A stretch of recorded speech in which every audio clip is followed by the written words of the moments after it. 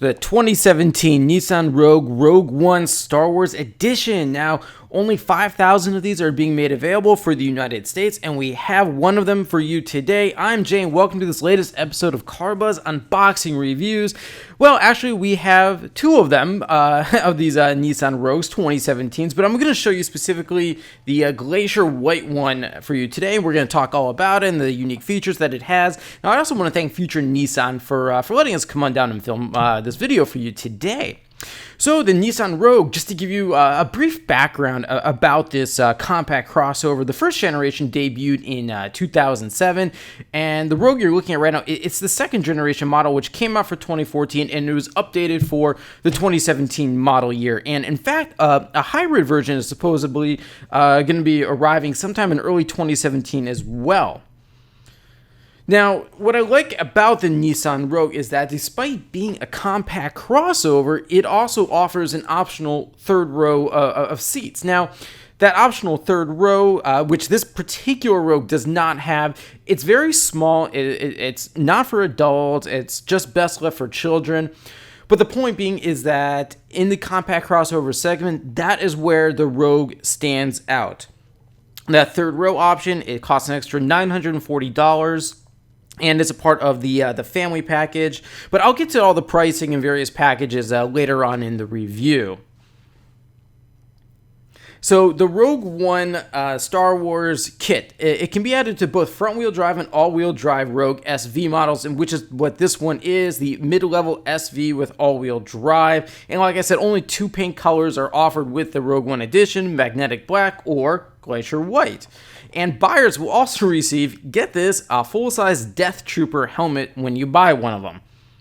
So I would not wear that while I'm actually driving. It would probably impair visibility, but cool, you have a Death Trooper helmet at home sitting on your desk. But anyway, let's step inside here. Now, the interior color here, charcoal. Actually, I like it. It's got a nice cloth pattern on the seats there. It's got 6-way power driver's seat with power lumbar, a 5-inch color display, dual-zone automatic climate control. Even the second row seats have AC vents. And I'll show you this later on in the review as well, the divide and hide cargo system. Now, the Nissan Rogue, it's actually one of the most popular compact crossovers on the market today. In fact, so far for 2016, it has been outselling the Ford Escape, one of its main rivals. So yeah, it's clear that Nissan has a winner on its hands here in terms of overall sales success. However, I don't think the Rogue is necessarily the best compact crossover out there today, especially if you like to drive. It doesn't really have a very good driver's feel. But what you do get with this one is that Star Wars Limited Edition. Now, to get the Star Wars Limited Edition Rogue, as in Rogue One for the new Star Wars movie that came out, that's going to cost you an extra $1,990. So what does that get you? Well, you get LED headlights, black front grille, black front and rear lower finisher, black rear door hander finisher, black roof rails, black door handles, black 17-inch alloy wheels, unique Rogue One logos, limited badges, the Galactic Empire and Rebel Alliance logo, exterior decals, Star Wars logo and rear bumper protector, and Star Wars illuminated kick plates. So if you're a big Star Wars fan, I know I am, and if you want to pay an extra $2,000 to have the Rebel Alliance emblem decal on the exterior of your car, fine, go for it. If you can grab one of the 5,000 of these being made available for the United States. If you live in Canada, Nissan's only making 400 of them available. Now, do I think that these Rogue One editions are going to increase in value over time just because they're the Rogue One edition? Probably not, no. It's $2,000, it's just a pure novelty thing. I mean, it's cool to have, but it's not like a limited edition Ferrari, Lamborghini, or anything exotic. No, this is still a mainstream crossover for the masses here.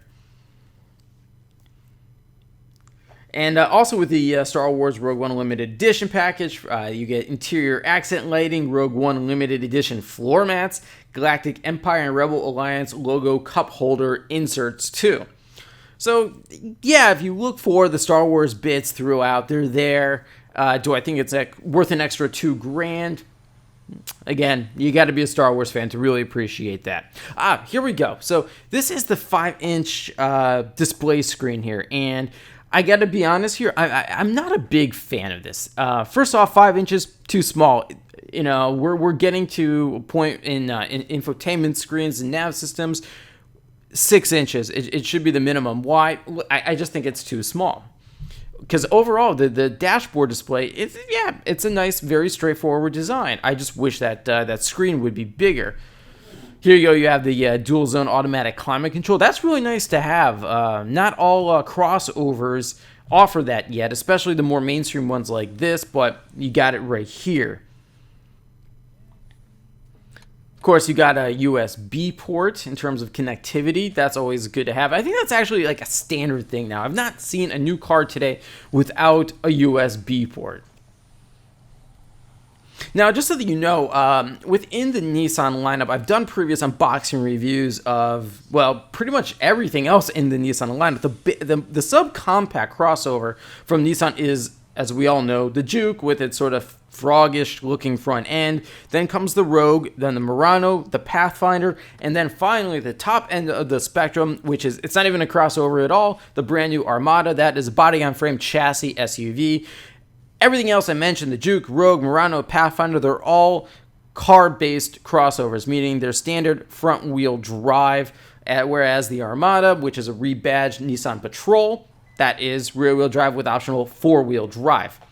So this is cool here. This is part of the Sun and Sound touring package for an extra $1,702. You get the power panoramic sunroof here, along with a Bose premium audio system with 9 speakers and 2 subwoofers. So yeah, I'm a big fan of panoramic sunroofs. I think they really brighten up the interior of cars, generally speaking. They just add a sense of maybe a little bit of luxury, premium feel to really just about anything. And more goes, it's more for the same for a mainstream model like the Rogue.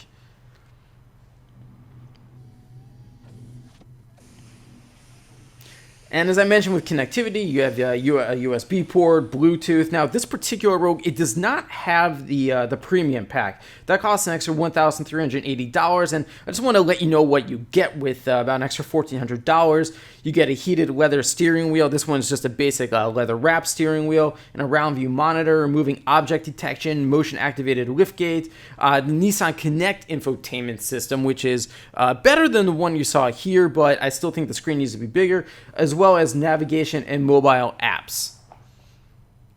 And as I mentioned, you have the 6-way power driver's seat with the power lumbar support. And yeah, I think the seat is fairly comfortable. It's well supportive. It's not a manually operated seat, and again, Nissan packaged this right, because with a power driver's seat, people of any height can find the ideal seating position, and I really see the Nissan Rogue, not necessarily the Rogue One Star Wars edition, being very popular with women, specifically mothers.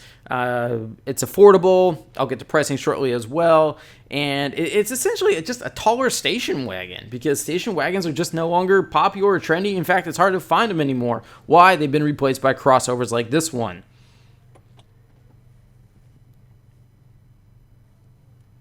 But as you see, the front passenger seat, rather, that is manually operated. Okay, so the second row here. Yeah, actually, it's fairly roomy. I was very pleasantly surprised to see that, because in compact crossovers, either the rear seat, the second row seat specifically, it's not roomy enough, or it's lacking headroom, legroom, or knee room. Here, I was actually quite comfortable. There's those rear air conditioning vents there. Now, it's not tri-zone or quad-zone automatic climate control. As of now, you can't even get that on the Rogue, but I wouldn't be surprised in just a couple of years. Features like that will be made available for rear seat passengers. And again, like I mentioned, soccer moms, young mothers, there's a child seat for you, just to give you a better perspective of the amount of space you have back there. All right, so let's open up the trunk and let's take a look at that. Now, this is kind of cool. That's that divide and go cargo system I was telling you about. It has a total of 70 cubic feet of cargo space. And under the floor, there's storage that provides a spot to store extra gear that you see right here. And you have this removable lid, and it's just overall just easy access. And I like this. This is just smart packaging right here.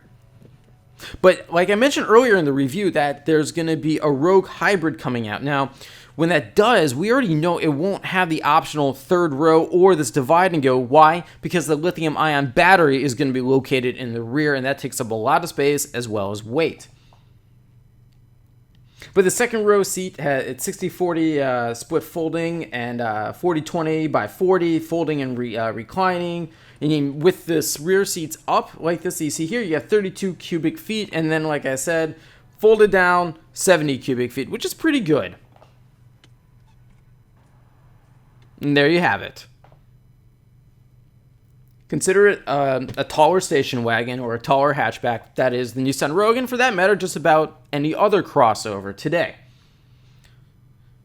All right, so let's talk safety. Now, this is important, I think, for a lot of Rogue buyers. It has a 5-star overall U.S. government crash test rating. It also comes standard with driver and front passenger airbags, side impact and curtain airbags, 4-wheel ABS brakes, traction control, vehicle dynamic control, brake assist, tire pressure monitoring system, blind spot warning, and rear cross traffic alert. Under the hood, what do we have here? 2.5-liter inline-four, 170 horsepower, and 175 pound-feet of torque.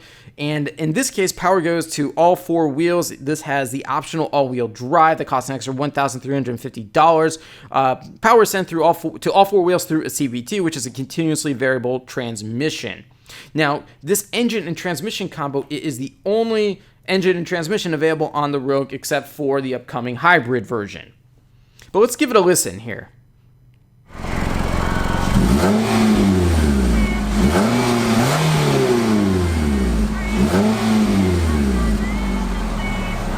All right, performance. Well, 0 to 60 miles per hour in 9.1 seconds. Top speed is electronically limited to 118 miles per hour. Fuel economy, 25 miles per gallon in the city, 32 on the highway, and a combined 27. Vehicle weighs just under 3,700 pounds. But I'm going to go back just for a moment to the 0 to 60 times here. Now, 9.1 seconds to 60 miles per hour, that's pretty slow. In fact, I think it's very slow. Just to give you an example as to how slow it is, the Honda CR-V goes from 0 to 60 miles per hour in 7.6 seconds. Now, I think that is right where a compact crossover ought to be, but 9.1 seconds, again, it's slow. Why do I bring this up? Because when you're trying to accelerate when entering the highway, for an example, this thing is going to be pushing it, and the CVT is just sort of, it's a little sluggish response coming from it, and again, this thing, it's just begging for more power, and I'm not really so sure why Nissan doesn't do that. And speaking of entering a highway and cruising up to highway speed, how does it drive? Well, it's a nice ride. It's a very comfortable cruiser, but it's not as much fun to drive as, say, the Ford Escape or the Mazda CX-5. I've done reviews of both of those, and in my opinion, those two compact crossovers are the most fun to drive that you can get right now. But then again, like I said, the Rogue here, it has been outselling the Escape so far this year. Now, even though the Rogue here, it's just not powerful enough, and it produces less power than the base engines of the all-wheel drive versions of the Toyota RAV4, Ford Escape, Kia Sportage, Mazda CX-5, and the Honda CR-V. So bear that in mind. If you really don't care about power and acceleration, then fine, you don't care. That's great. But if you do, I just wanted you to be aware of some comparison numbers here. And speaking of the competition, what is it? Well, I already pretty much mentioned it. Honda CR-V, Mazda CX-5, Ford Escape.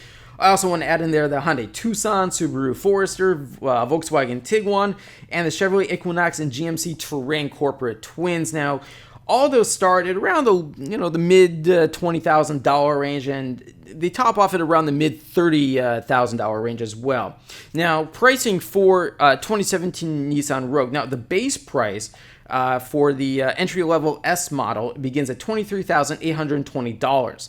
Now, with the packages that our car has, the Star Wars Limited Edition package for about an extra $2,000, the Sun and Sound touring package for about an extra $1,700, plus $160 splash guards, and the $940 destination fee. The grand total you're looking at for this Nissan Rogue right here is $31,400. Again, remember, $2,000 of that is going towards having the Rogue One Star Wars Edition. And yeah, you do get that kind of cool little exterior plaque on the driver's side door there. I guess it's cool. You could save a couple grand and get the same thing, but you know, it's your call. And just so that you know, there are 3 trim levels for the Nissan Rogue. You have the base S, the SV, which is what this one is, and then you have the top of the line SL. And the SL will go well into about $35,000, $36,000. So right within the compact crossover range of prices right there. So I don't think the Rogue here, it's overpriced in comparison to the competitors out there.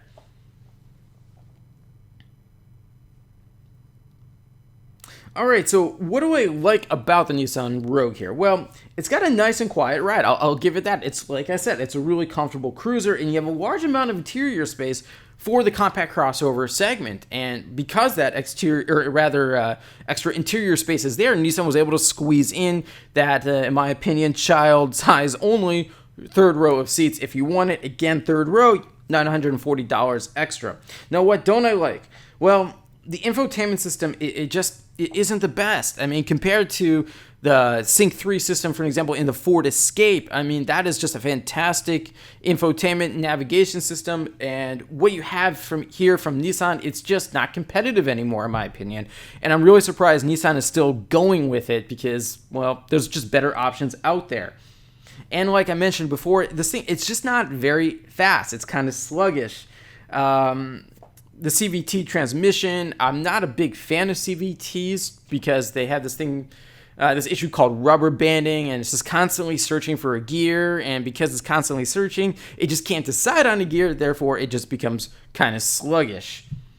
And also, there's just little to no steering feedback. Now, if you want something with a lot of steering feedback, meaning it's more sporty to drive, no question, go for the Mazda CX-5. I absolutely love that compact crossover. In fact, you should check out my unboxing review of the brand new 2018 CX-5 they just reviewed at the 2016 LA Auto Show not long ago.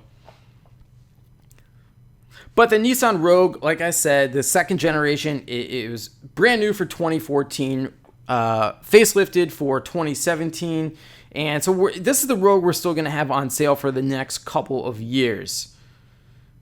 And no, for the record, there was no way Nissan could have known that they were going to name a Star Wars film Rogue One when the initial first generation Rogue One debuted way back in 2007. We were still getting over the Star Wars prequels and kind of how disappointing they were at that time still. So let's call it a happy coincidence for Nissan that they were able to combine the publicity and fame of a Star Wars film with its mainstream compact crossover. There you go.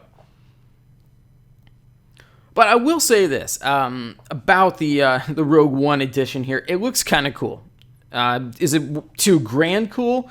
I don't know, but I like those black wheels on those 17-inch. They're 17-inch alloys. You have LED daytime running lights, halogen headlights, heated outside mirrors with LED turn signals, privacy glass, roof rails. From the exterior design, yeah, this is not a bad-looking compact crossover. It's just a bit slow, and it's not particularly fun to drive. So I think those are my 2 major complaints. But other than that, this is an overall very good value. And if you want to get something kind of special, go for the Rogue One edition, an extra about $2,000. But I'm out of time for today, everyone. Thanks for watching. If you have any more questions for me, just leave them in the comments section below. Any suggestions for future unboxing reviews, also leave those for me in the comments section. And be sure to subscribe to the CarBuzz Unboxing YouTube channel, and I'll see you on my next video. Thanks for watching.